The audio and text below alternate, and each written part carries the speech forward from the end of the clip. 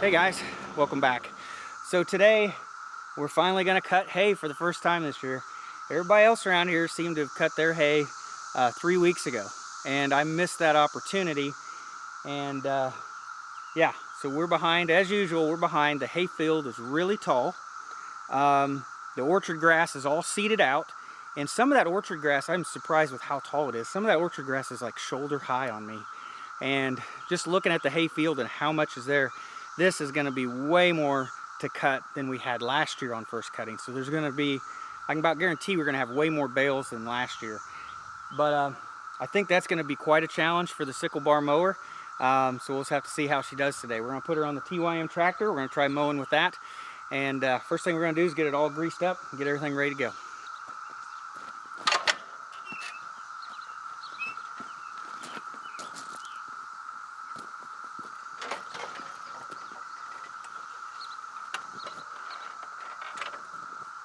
So I think there's about 18 or 23 grease certs on this sickle bar. So let's see if we can find them all.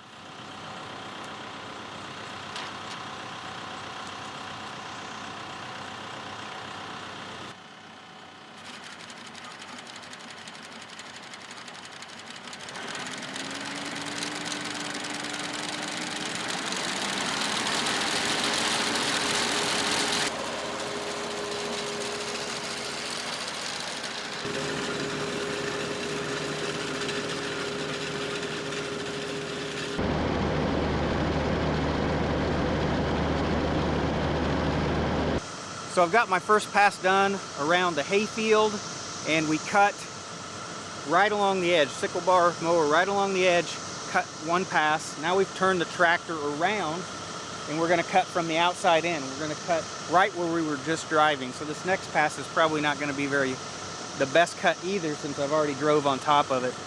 And I may have to dodge some of these trees because I haven't trimmed them since we got the cab of the tractor. I figure after we cut hay, we'll come back out here. We may trim some of these tree limbs a little bit.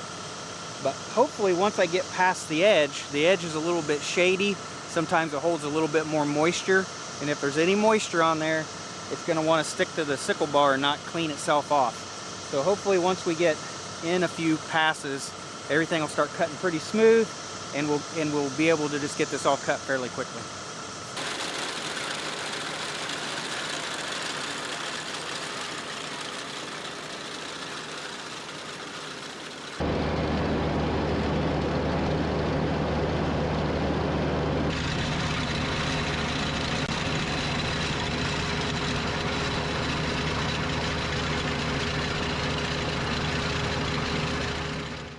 So I've got my first two passes done around the hayfield, and I noticed that the swath board, this thing on the end of the sickle bar mower, which helps fold the grass back over to give you a clear spot to come in and mow against,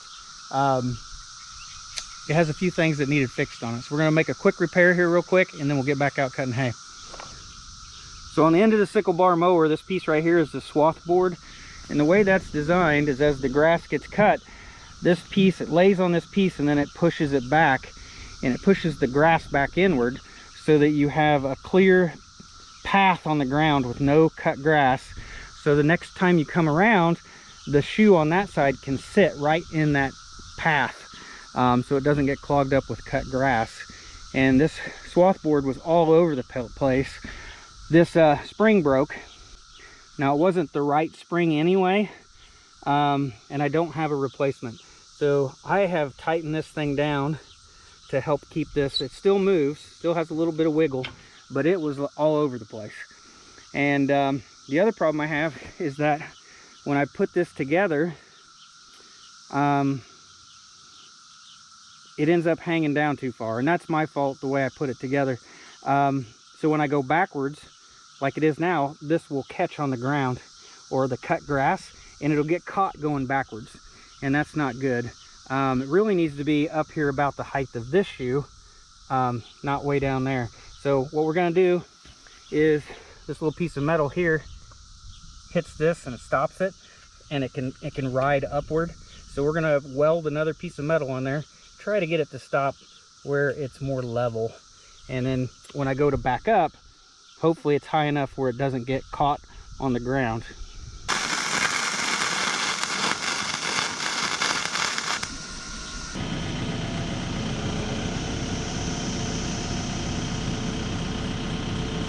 So I think the swath board looks a little bit better now, so let's go ahead and head back out to the hayfield.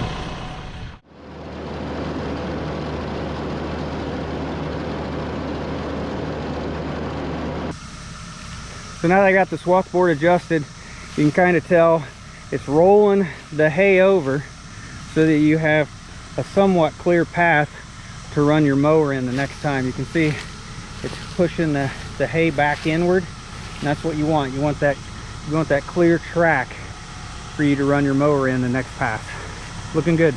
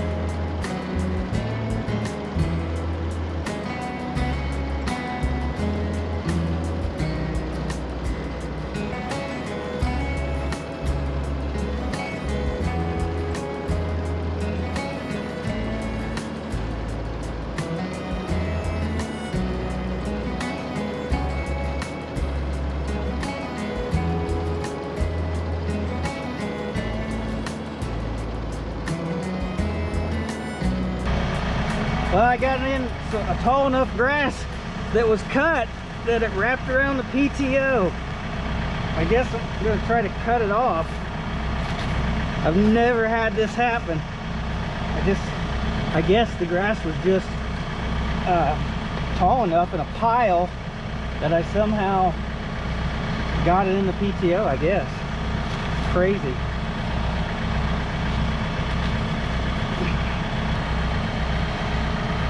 Oh my goodness, that is crazy.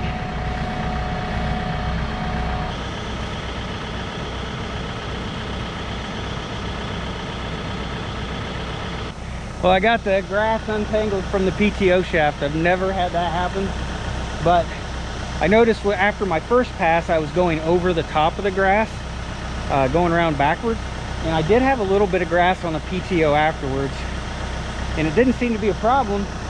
I may have got in such a tall pile of grass that it just started picking the grass up. And the way I noticed is outside the back window of the cab, there was just grass flying everywhere, like there was a huge windstorm or something. I'm like, what's going on? And then I look back here and I see that big ball of grass. Never had that happen. So I know somebody's gonna say, well, you don't have a, the cover on the PTO that'll keep it from tangling on stuff. Well, keep in mind, this is an old sickle bar mower. I got it at auction, and it didn't come with the guard for the front half of the PTO. So I'm not sure if how easy it is to get one, but that's the first time I've had that happen. I don't know what it is about sickle bar mower. I never have more trouble with any other equipment than this sickle bar mower. Hopefully, now we got cleaned off, everything will go pretty smooth.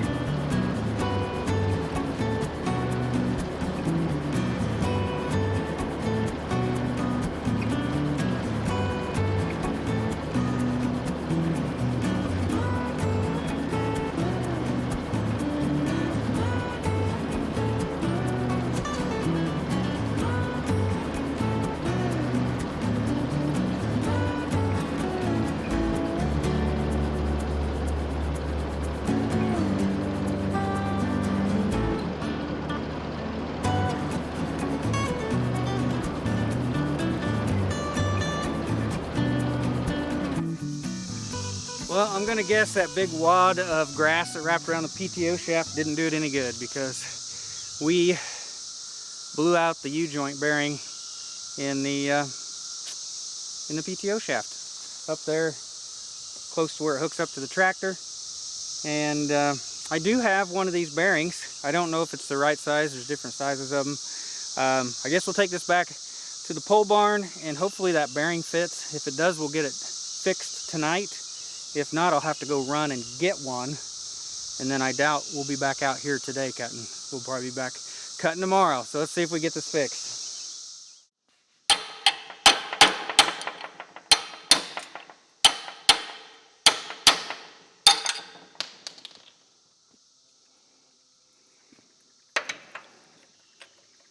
Oh, got it. All right. Looks like an even 1 inch. 2.5 inches wide. 1 inch, 2.5 inches. So this is the bearing that I had on hand, and it is 1 1/16 inch diameter, and then the width is 2 9/16 diameter. So it's a 16th off from what I measured. So I'm gonna guess that this bearing is the right one. So we'll see if we can get that put in there. So we're gonna slide these off, and there's needle bearings in there, and we want all those bearings to stay inside.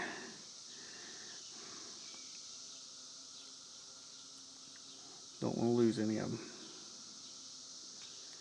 Okay.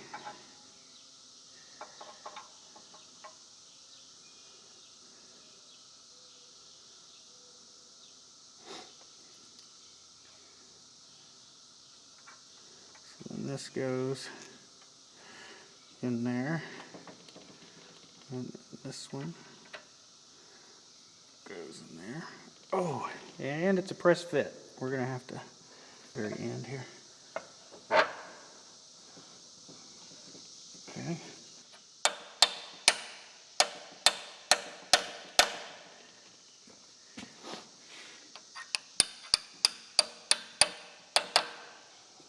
Then all you gotta do is put these retaining clips in here. Try not to spring them across the room.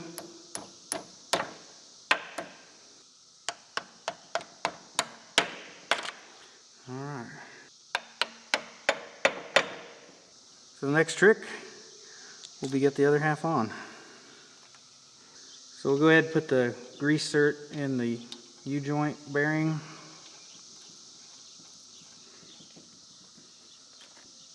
Needs to be about a 45-degree angle.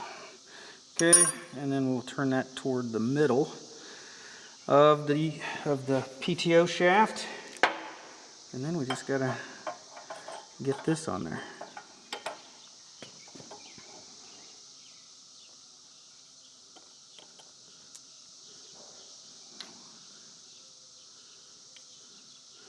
Like I said, there's needle bearings inside of here, so you got to make sure everything lines up the way it should. I want to get the needle bearings started on both sides. I think I do. So I'm just going to use the jaws to help push these in, get them started. So now it just needs to go in far enough to get that clip on there. Okay. So we'll go ahead and Fill this full of grease. See it coming out the seals. Looks good.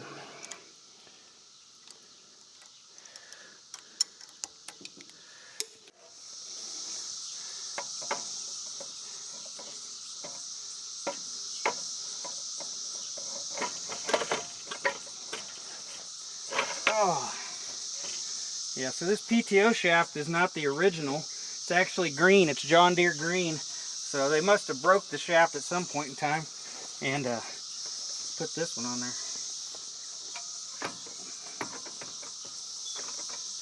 So I got the PTO shaft put back together. We got pretty lucky on that one, I think. Got it back on the mower. I think everything's ready to go. So after it blew apart, I did take the pulley, I spun it, I made sure the sickles and everything moved freely, and it does. So hopefully it was just a bad bearing and it was just going bad and finally came apart. One thing I did notice when I was looking this over, some farmers had, you know, they've put some metal in here and they've beefed that area up right there, and I noticed their welds are kind of crappy looking, about like mine, but the welds are starting to crack. They're coming apart in that area. So hopefully that'll last the rest of today, but definitely gonna have to go back and try to patch that a little bit better, make it look a little bit better. But let's go ahead, head back out to the hayfield, and then hopefully this is it. Hopefully no more problems and we get it finished.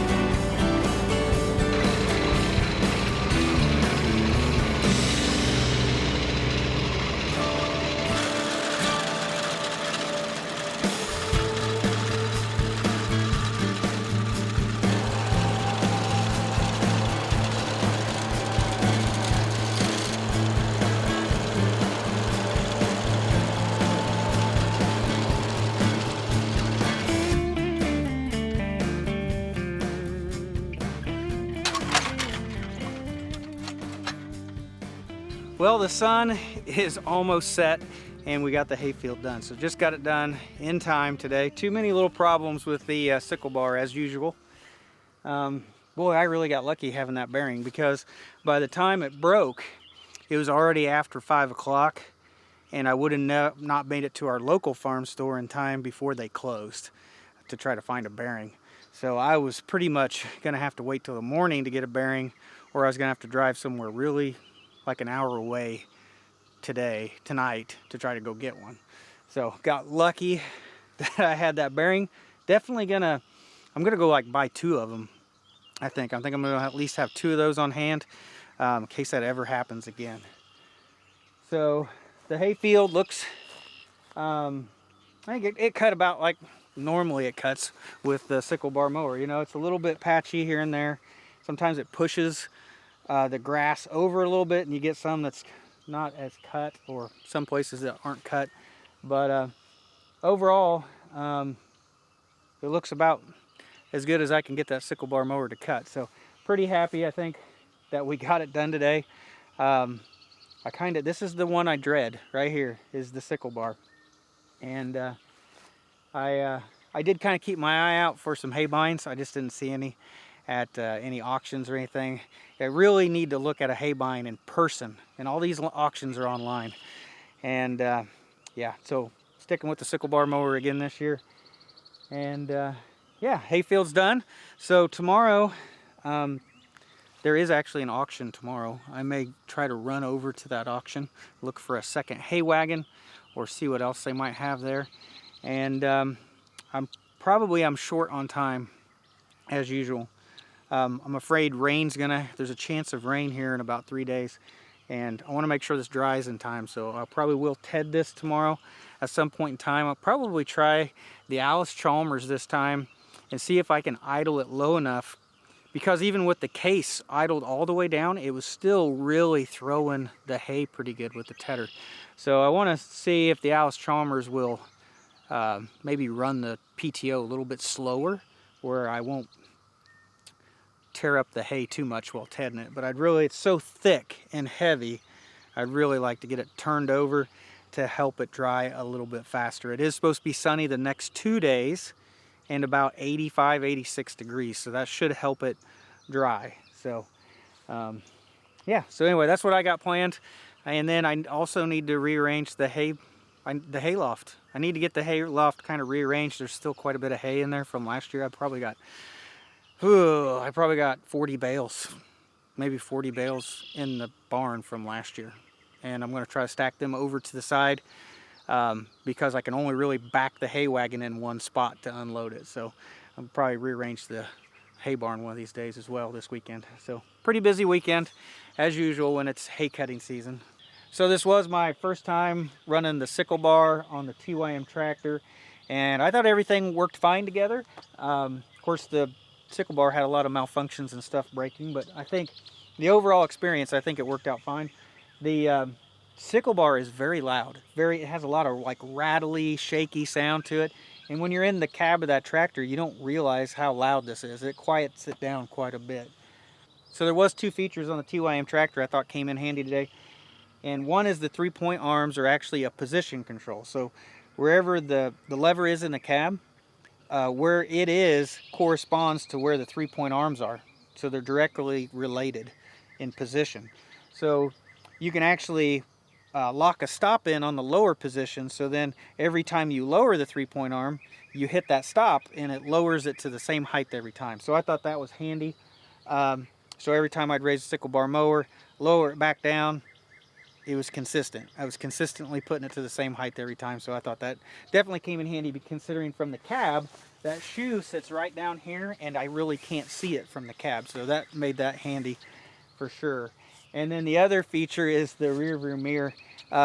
It's one of those objects are closer than they appear rear view mirrors, so everything looks farther away. And turning that sideways, I was able to see the whole 9-foot sickle bar. So I could actually see the whole sickle bar as I was driving. I never had to look back. I just look up at the rearview mirror and I could see whether the sickle bar mower got clogged with grass. And then I knew to stop, back up, and unclog it. And I was able to get the mower unclogged from just being able to drive back and forth. Didn't have to get out of the cab and do it. So that was good too. I'm glad that worked out. It would have, anytime you got to get on and off a tractor numerous times, that's never any fun. Well, this has ended up to be a fairly long day today with everything breaking down and trying to fix it. Man, it seems like it's taken me, golly, I won't be surprised if I've been working at this for like 8 hours trying to get this hitched up, repaired, and get all the hay cut. So it's been a fairly long day today. I haven't ate since breakfast, so I think I'm gonna go put the tractor up and see if I can go find something to eat. So thanks for watching, guys. I'll see you in the next one.